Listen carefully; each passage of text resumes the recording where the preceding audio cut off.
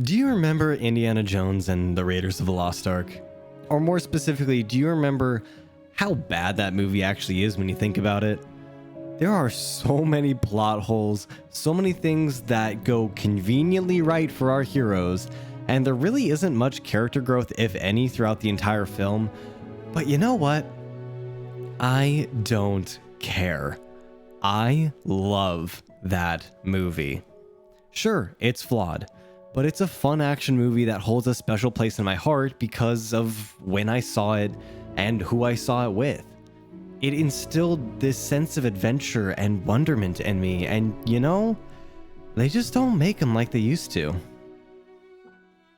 Fun fact, that last line was not actually something that I said, but something that was said at a dinner table in a Mexican restaurant in the late 1990s, as Gary Trousdale and Kirk Wise were celebrating their second major release with Disney, The Hunchback of Notre Dame, following up on their prior success of Beauty and the Beast.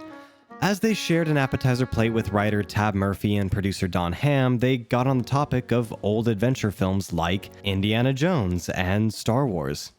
How those movies influenced them, and how it felt to see them in the theaters.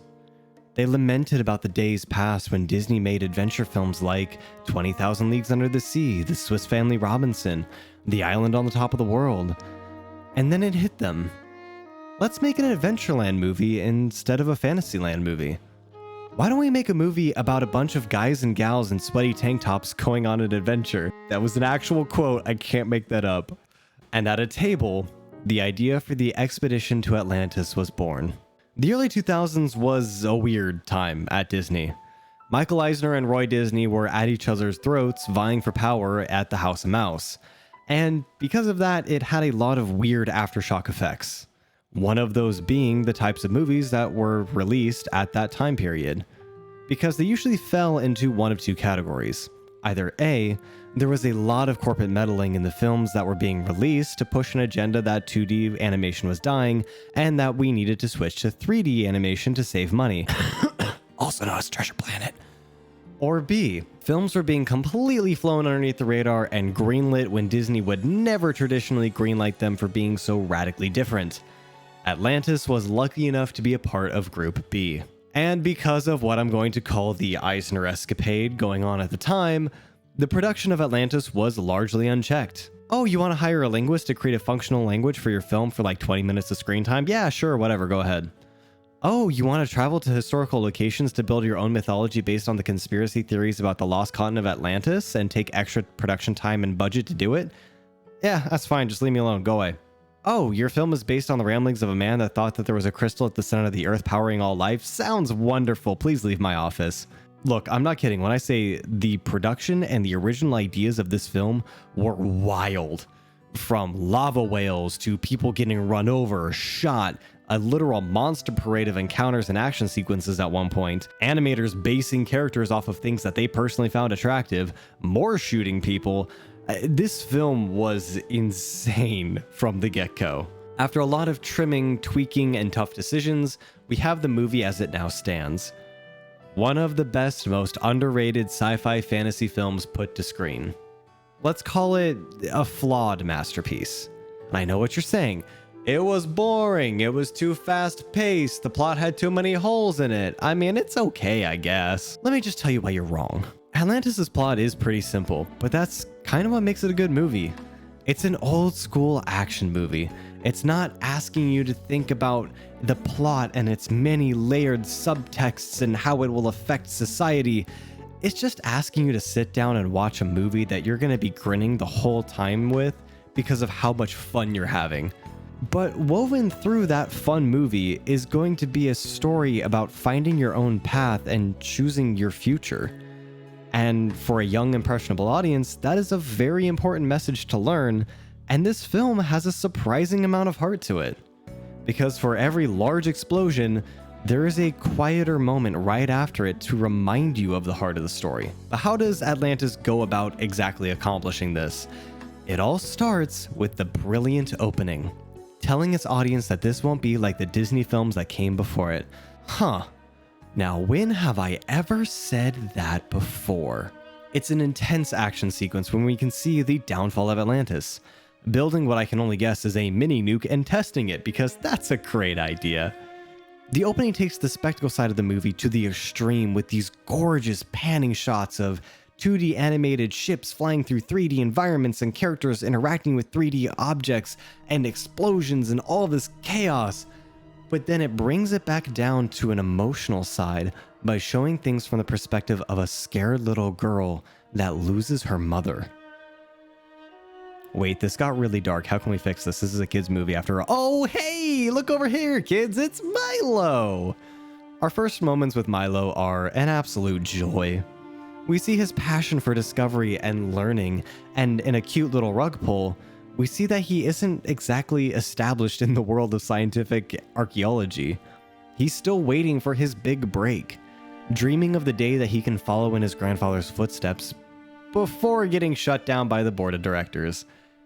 From the get-go, we instantly root for our oddball, everyday little hero that anybody can relate to. And from a character design standpoint, he is the most anti-Disney, Disney lead main character I've ever seen. And it might seem odd to say that nowadays, but in a pantheon of muscle-bound, heroic, suave Disney leads at the time, Milo stood out like an awkward sore thumb, and I love it. Also, I know it's kind of a meme at this point, but this man is just the female gaze embodied as a character. Look at how much passion and joy are in this doofy animated character's eyes as he talks about Atlantis and those spectacles and the fact that he's so articulate with his hands. Look, I didn't understand this one for a long time, but I get it. When Milo meets Mr. Whitmore, his character is put on full display and we get to see just how passionate he is about discovery, saying he'll take a rowboat out into the middle of the ocean if he has to. Also, side tangent here, there is a theory that Mr. Whitmore and Thaddeus Thatch were more than just good friends. And again, I didn't get that as a kid, but yeah, I definitely see it now. I mean, who has a picture of them and their best college bud framed above their fireplace? And the way he talks about him with such gravitas and reverence, yeah, I believe it. Mr. Whitmore then goes on to tell Milo that he's already picked out the team that will accompany him to Atlantis. All of them being wonderful contradictions of different stereotypes. Vinny, the bomb expert, is slow-moving and cautious with his movements and speech. Sweet is a hulking giant of a man that just also so happens to be a doctor that just also so happens to be lightning quick. I swear this man skips frames of animation constantly. Audrey is a teenage grease monkey that can fix just about anything, and considering the time when this film was supposedly taking place, that would have been unheard of. And Mole is... You have disturbed the dirt. Mole? But you notice that there are two characters in the group that are stereotypes. Rorik and Helga. Rorik has all of your twist villain alert sensors blaring from the first time you meet him, but he constantly contradicts his looks with his demeanor, which makes you think that maybe he isn't so bad after all. As for Helga, she's the only stereotype through and through, the tough blonde sidekick assistant who's in it for herself, but not quite as much as the main big bad guy, and I don't know, considering that she's more of a side character, I don't mind it too much. And then you have your more comic relief characters like Cookie and Miss Packard, that add some much needed levity to the script. And I love how much thought and love went into every design of each character, which, now that I think about it, the art style, the look, the feel, and just everything about this film, its soul, started with the characters, and it really shows. They took heavy inspiration from Mike Mignola and his work on Hellboy when they were designing the look of the movie. And from the blocky character features to the crackle and sizzle of fire and lasers, the design just oozes charm, and it's one of the most unique looking animated movies ever. As a bonus, I like the idea of Mr. Whitmore picking people based on skill rather than age, gender, or color.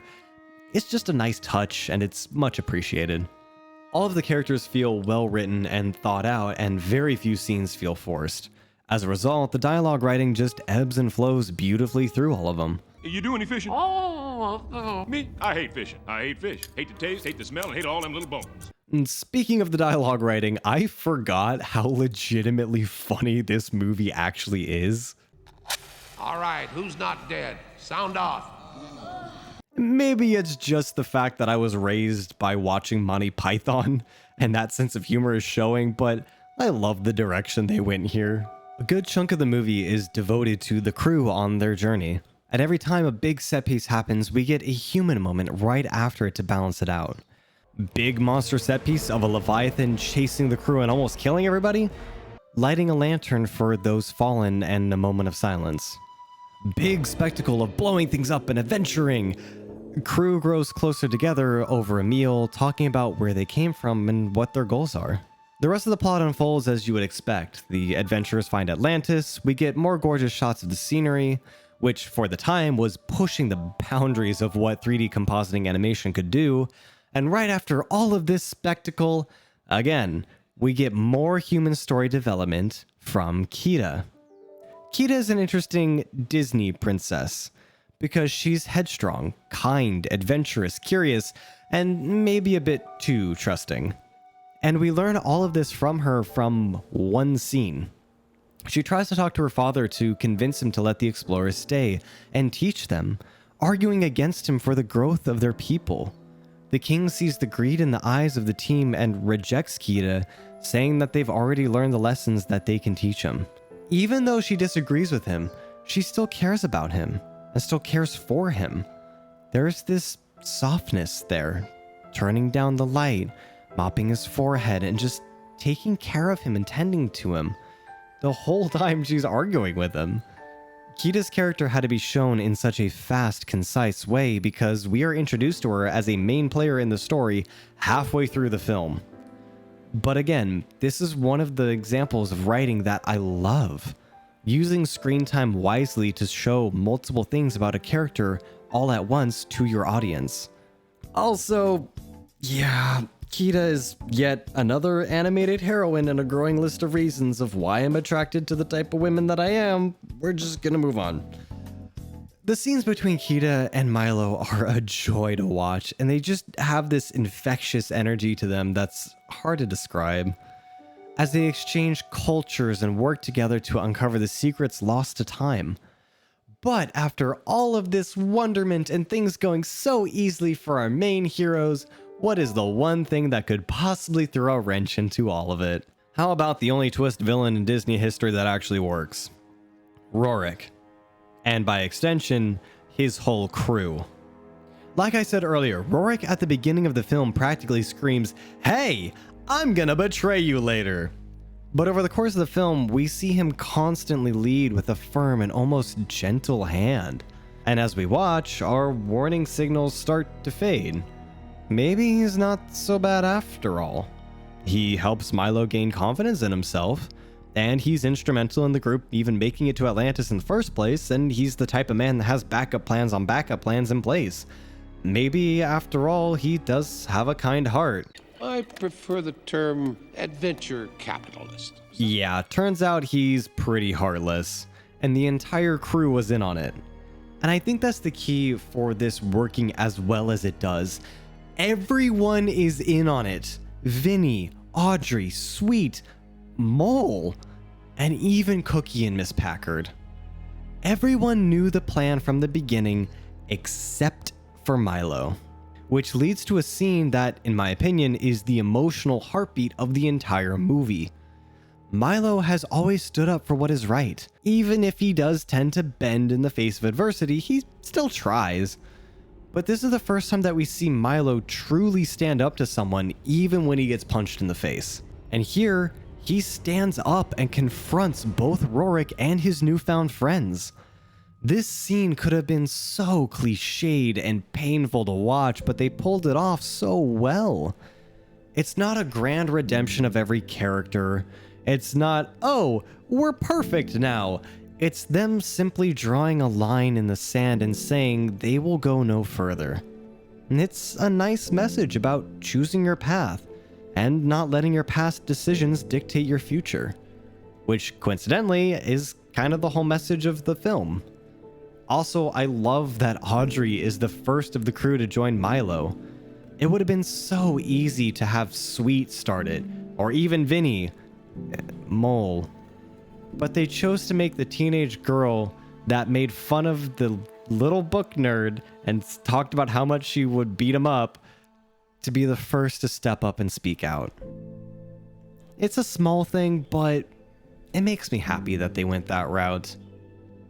Oh, and for those not paying attention at home, a big betrayal moment, spectacle, human moment, got it, cool. All right. The movie wraps up with a crazy action sequence that to this day is still impressive to watch. I mean, you have hot air balloon, planes, flying fish machines, more betrayal, lasers, guns, even more betrayal, mystical explosions, an escape from a lava flow. And this whole sequence really brought the idea of having 3D animated elements and marrying them with 2D animation to the next level, kind of paving the way for Treasure Planet, which came out the next year. And if that wasn't enough, we get one of the coolest moments in animation, when everything goes still. We end with a nice touching note of the crew saying their goodbyes, honoring a fallen king, and a slow pan out that almost blew out several computers in the process of trying to render it, leaving us with a nice, happy ending to a fun, action-filled adventure film with a lot of cool ideas and a nice story about choosing your path and not letting your past decisions dictate your future. So how on earth did this film not do well? Atlantis was a bold, ambitious, over-the-top sci-fi action-adventure film that went all out, and it was doing its best to be a different Disney film than any other Disney film before it, trailblazing a style of animation that blended 2D animated characters with 3D elements and environmental set pieces. It was so unique and different, and that was its downfall at the box office. Negative reviews at the time said that it was not a Disney film, and don't bring your kids to see this one. Look, nowadays animation has grown to be a socially acceptable thing for adults to watch and enjoy. Hell, just look at Cyberpunk Edgerunners, for Christ's sake. But back in 2001, animation was still a kid's medium in the West. So parents not willing to bring their kids to a major Disney release was a huge deal. All of this combined with the fact that the film was directly competing against the cultural touchstone of Shrek meant that this film would only see $186 million out of a budget of $120 million. And in all honesty, disgruntled parents not wanting to go see the film with their kids and the fact that it was so different from any other Disney film seems to be why the film failed to leave a mark at the box office, which is a damn shame. Now, I won't sit here and say that this movie is perfect because there are valid criticisms to this movie. We don't get to spend much time with our cast of characters, which means that for some people, they didn't feel as memorable as they did for me. Kida is a very underdeveloped character that spends most of the third act as a crystal woman, and that wouldn't really have been a big deal, but we only meet her halfway through the second act, so we don't get to spend much time with her. And lastly, the film doesn't have that big emotional punch-in-your-face message of goody goodness that most Disney movies have. And its plot holes. God, so many plot holes. Why does an entire civilization lose the ability to read and write overnight? How can they breathe down there? How did the crew hide a giant flying fish monster that they left in? How are these people 3,000 years old but also incredibly naive? Look, if you're somebody that gets pulled out by plot points, this probably isn't going to be the film for you. Hell, if you like perfect movies, this probably isn't going to be the film for you. But for me, it's much like Indiana Jones and Raiders of the Lost Ark. It's a flawed movie, but one that I can't help but love. It's a fun roller coaster from start to finish with a wonderful story about choosing your path and not letting your past decisions dictate your future, as well as having a lot of fun explosions and spectacle. Sure, it has its faults, but it's one of the best sci-fi fantasy films out there, and I'm glad it exists as it does. A flawed masterpiece.